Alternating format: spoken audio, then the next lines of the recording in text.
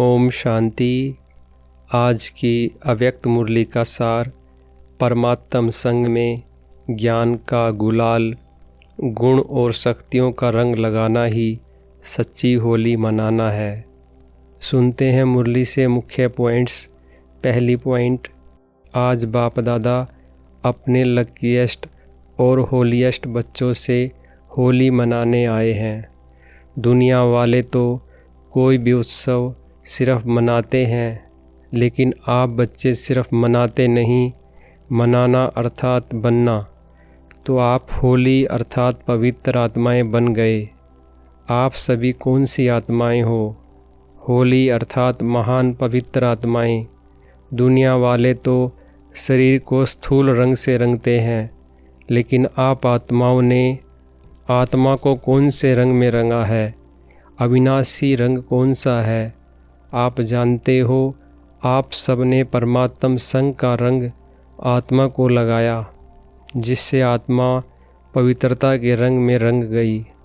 दूसरी पॉइंट, दुनिया वाले कितना प्रयत्न करते हैं, परम आत्मा का संग तो छोड़ो, सिर्फ याद करने में भी कितनी मेहनत करते हैं।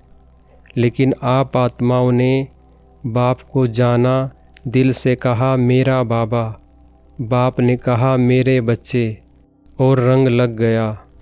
बाप ने कौन सा रंग लगाया? ज्ञान का गुलाल लगाया, गुणों का रंग लगाया, शक्तियों का रंग लगाया, जिस रंग से आप तो देवता बन गए। लेकिन अब कलयुग अंत तक भी आपके पवित्र चित्र देव आत्माओं के रूप में पूजे जाते हैं। तीसरी पॉइंट, पवित्र आत्माएं बहुत बनते हैं, महान आत्माएं बहुत बनते हैं, धर्म आत्माएं बहुत बनते हैं, लेकिन आपकी पवित्रता देव आत्माओं के रूप में आत्मा भी पवित्र बनती और आत्मा के साथ शरीर भी पवित्र बनता है। इतनी श्रेष्ठ पवित्रता बनी कैसे? सिर्फ संग के रंग से। अगर कोई आप बच्चों से पूछे परमात्मा कहाँ रहता है, आप क्या जवाब देंगे? परमात्मा को अभी हम पवित्र आत्माओं का दिल तख्त ही अच्छा लगता है। आपके दिल में बाप रहता, आप बाप के दिल में रहते। चौथी पॉइंट, कई बच्चे कंबाइंड कहते हुए भी सदा बाप की कंपनी का लाभ नहीं लेते हैं। मेरा बाबा कहा तो कंपेनियन तो बना लिया, लेकिन हर समय कंपनी का अनुभव करना, इसमें अंतर पड़ जाता है। इसमें बाप दादा देखते हैं, नंबरवार फ़ायदा उठाते हैं। कारण क्या होता? बच्चे क्या कहते, बाबा मैं क्या करूं, मेरे संस्कार ही ऐसे हैं। क्या यह आपके हैं जो कहते हो मेरे संस्कार? गलती से कह देते हो। जब मर्जीवा बन गए, आपका अभी सरनेम क्या है? पुराने जन्म का सरनेम है, वह बीके का सरनेम है। अपना सरनेम क्या लिखते हो, बीके या फलाना फलाना? पांचवी पॉइंट, बाप दादा सभी बच्चों को किस रूप में देखना चाहते हैं? जानते तो हो, मानते भी हो। बाप दादा हर एक बच्चे को ब्रिकटी के तख्त नशीन, स्वराज्य अधिकारी, राजा बच्चा, अधीन बच्चा नहीं, राजा बच्चा, controlling power, ruling power, master सर्वशक्तिवान स्वरूप में देख रहे हैं। आप अपना कौन सा रूप देखते? यही ना, राज्य अधिकारी होना। अधीन तो नहीं है ना? अधीन आत्माओं को आप सभी अधिकारी बनाने वाले हो। आत्माओं के ऊपर रहमदिल बन अधीन से उन्हों को भी अधिकारी बनाने वाले हो।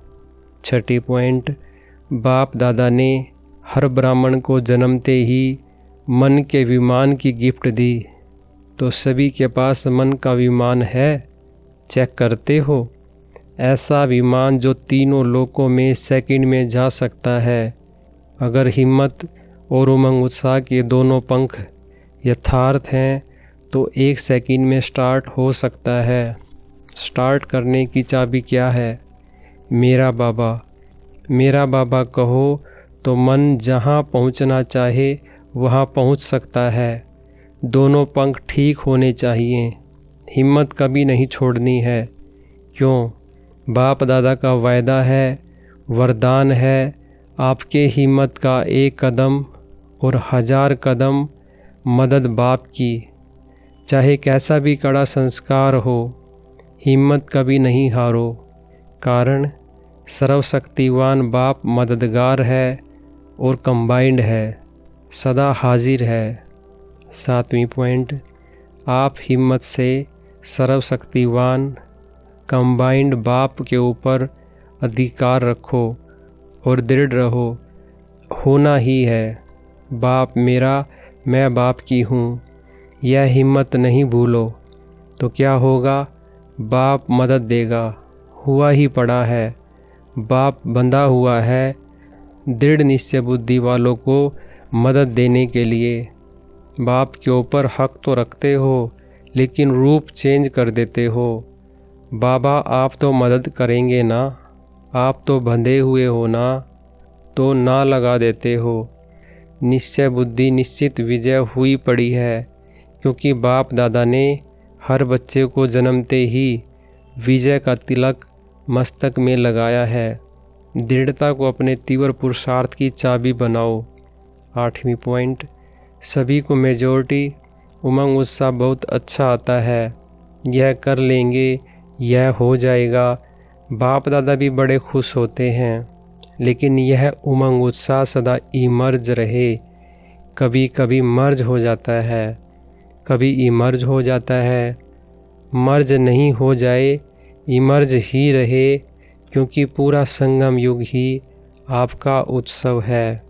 वो तो कभी कभी उत्सव इसलिए मनाते हैं क्योंकि बहुत समय टेंशन में रहते हैं ना, तो समझते हैं उत्साह में नाचें, गाएं, खाएं तो चेंज हो जाए। लेकिन आप लोगों के पास तो हर सेकंड नाचना और गाना है ही, तो सदा नाचते रहते हो या कभी कभी। 9वीं पॉइंट, इस नाचने में थकने की तो कोई बात ही नहीं है। चाहे लेटे रहो, चाहे काम करो, चाहे पैदल करो, चाहे बैठो, खुशी का डांस तो कर ही सकते हो और बाप के प्राप्तियों का गीत भी गा सकते हो। मुख का गीत तो किसको आता है, किसको नहीं आता है, लेकिन बाप के प्राप्तियों का, बाप के गुणों का गीत वह तो सबको आता है ना। तो बस हर दिन उत्सव है, हर घड़ी उत्सव है, और सदा नाचो और गाओ। और काम तो दिया ही नहीं है, यही 2 काम है ना, नाचो और गाओ, सदा एंजॉय करो। 10वीं पॉइंट, आजकल के ज़माने में डॉक्टर्स कहते हैं दवाई छोड़ो, एक्सरसाइज करो, तो बाप दादा भी कहते हैं कि युद्ध करना छोड़ो, मेहनत करना छोड़ो, सारे दिन में 5-5 मिनट की एक्सरसाइज करो। 1 मिनट में निराकारी, 1 मिनट में आकारी, 1 मिनट में सब जगह के सेवाधारी। यह मन की एक्सरसाइज 5 मिनट की सारे दिन में भिन्न भिन्न टाइम करो, तो सदा तंदुरुस्त रहेंगे, मेहनत से बच जाएंगे।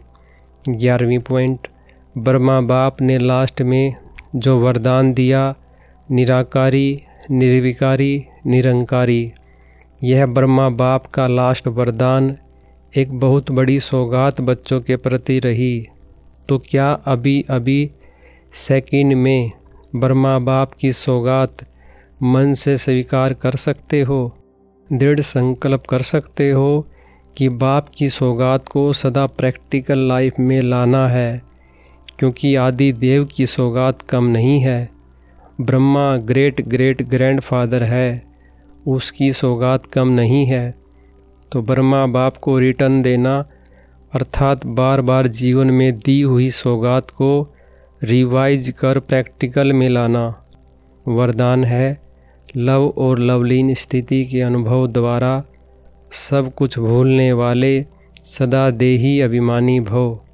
विस्तार है, कर्म में, वाणी में, संपर्क में व संबंध में, लव और स्मृति व स्थिति में लवलीन रहो तो सब कुछ भूलकर देही अभिमानी बन जाएंगे।